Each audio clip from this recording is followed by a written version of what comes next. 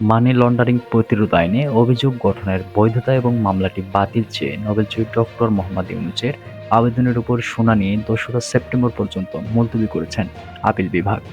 বৃহস্পতিবার ২৯শে আগস্ট প্রধান বিচারপতি সৈয়দ রেফারেত আহমেদের নেতৃত্বে আপিল বিভাগ মামলা বাতিলে হাইকোর্টের খারিজ আদেশের বিরুদ্ধে লিভ টু আপিলের শুনানি ২রা সেপ্টেম্বর পর্যন্ত মুলতবি করেন।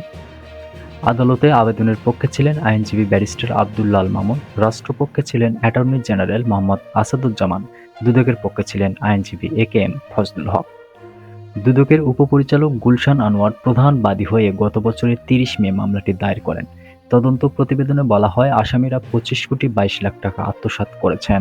অবৈধভাবে অর্থ স্থানান্তর করা হয়েছে, যা মানি লন্ডারিং প্রতিরোধ আইনে অপরাধ।